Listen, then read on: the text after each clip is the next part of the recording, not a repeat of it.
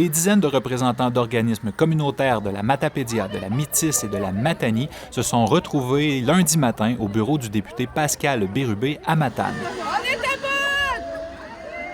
Et l'engagement que je vous transmets, si d'aventure on peut vous aider, notre engagement, c'est sur la mission et sur la paperasse, les projets qu'il faut monter sans arrêt. Ça, c'est les deux engagements qu'on prend. Évidemment, sur le cadre budgétaire, on n'a pas toutes les informations du gouvernement, mais je peux déjà vous dire que sur la mission, ça m'apparaît essentiel et ça va aider tout le monde. Et vous êtes capable de gérer avec vos conseils d'administration correctement cet argent-là. Il faut être dans un groupe communautaire pour savoir qu'on coupe les dollars en quatre. Je veux m'arrêter là pour vous entendre. Donc, vous avez fait beaucoup de chemins, de causes apicales ici, de Montjoly, de Rimouski, les gens de la Matanie aussi. Un député, c'est à votre service pour porter ses revendications. Moi, demain, à l'Assemblée nationale, j'aurai en tête ce que vous m'avez dit et je vais faire en sorte qu'on puisse vous entendre le mieux possible. Évidemment, le budget est passé, il n'y a pas grand-chose pour le communautaire, vous l'avez vu. Cette mobilisation solidaire au mouvement Le Communautaire à bout allait déposer aux députés leur mandat de grève sociale ainsi que leur faire part de leurs revendications. Pour remettre les mandats de grève, là, ici, à Matanie, on a 13, pour un total de 70 au Bas-Saint-Laurent. Puis ici, c'est les mandats de grève de la Matapédia. Permettez, je vais les déposer sur le bureau de Mme Rouleau demain. Ils vont se rendre directement et physiquement sur son bureau. Mais s'il y a d'autres ministères que vous voulez que je cite, je peux en faire des copies. On est avec Pascal Bérubé, député de Matane-Matapédia, Métis. Oui. Ce matin, Pascal, on a eu un rassemblement devant les bureaux ici du député à Matane. C'est quoi le message que sont venus porter les organismes communautaires des 3 MRC de notre région? Une mobilisation devant mes bureaux, mais à l'intérieur de mon bureau pour des échanges. Donc, des représentantes et des représentants, quoique c'est beaucoup des femmes, des groupes communautaires de la Matapédia, de la Métis et de la Matanie, qui revendiquent, dans le cadre d'une campagne qui s'appelle About, revendiquent de meilleures conditions pour leur groupe. Donc, le financement de base, ils veulent moins de reddition de comptes qui gruge beaucoup trop de temps qu'ils pourraient utiliser pour travailler avec les clientèles. Ils font un travail essentiel, mais qui n'est pas reconnu financièrement. Donc, c'est ce qu'ils revendiquent auprès du gouvernement du Québec. Je suis bien placé pour le savoir. Je travaille régulièrement avec ces groupes. Leur clientèle, c'est celle qui viennent beaucoup à mes bureaux de circonscription. Donc, je les ai accueillis en leur disant, mais on va laisser personne dehors, déjà un premier symbole, entrer dans mon bureau, puis on aura un échange sur vos revendications. Donc, moi, je repars à Québec ce soir avec ces revendications en tête. Je serai aussi présent à la manifestation du 2 avril devant l'Assemblée nationale. Et j'espère qu'elles auront davantage de reconnaissance. Ce regroupement-là est venu déposer ce matin des mandats de grève pour chacune des MRC, des mandats de grève que des organisations communautaires de notre milieu, c'est le cas dans la Matapédia, ont déposé pour montrer... Oui, vas-y. Tu les as ici.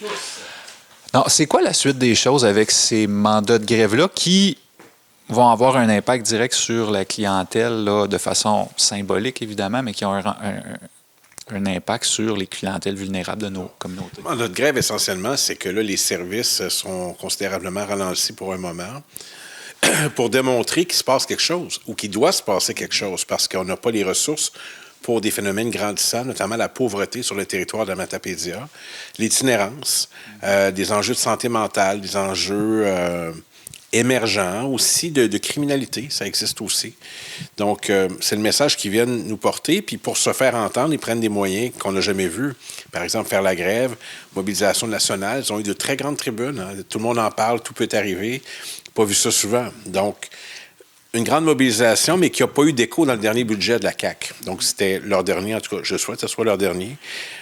Et l'engagement qu'on a pris, nous, c'est d'être beaucoup plus ouvert et actif sur ce dossier-là.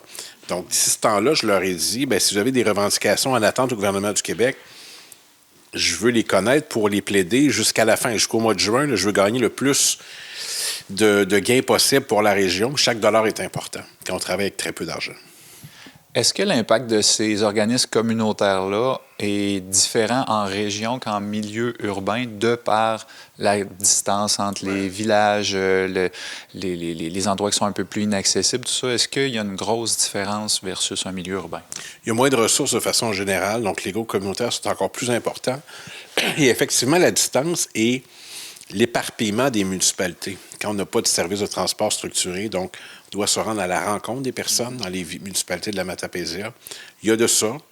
Il y a aussi des phénomènes d'accélération de la pauvreté dans notre région, du vieillissement de la population, de gens seuls, qui n'ont pas beaucoup de soutien de leurs proches, qui sont malades, qui ont besoin d'assistance. Ça, c'est des phénomènes que j'observe.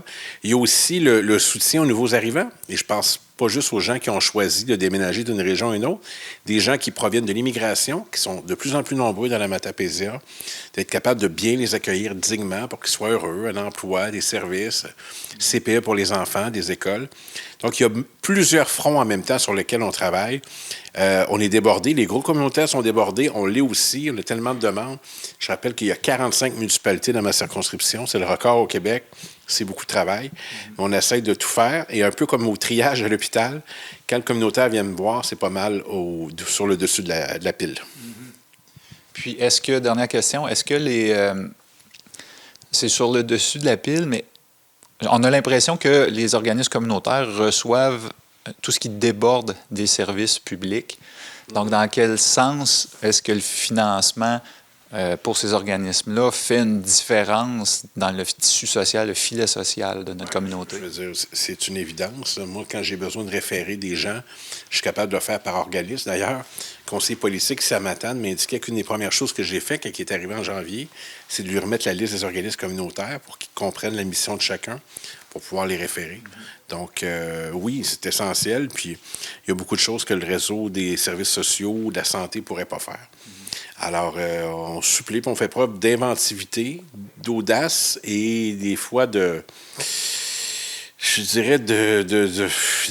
d'innovation pour trouver du financement. Il faut aller cogner à des portes qu'on n'a jamais cognées. Donc, c'est pas mal mon quotidien, ça, de trouver des façons de financer des groupes et des initiatives pour aider le monde.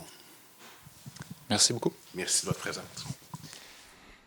Ne manquez pas plus tard cette semaine toutes les informations dans une émission spéciale Info.tvc Express dédiée entièrement au mouvement Le Communautaire à bout.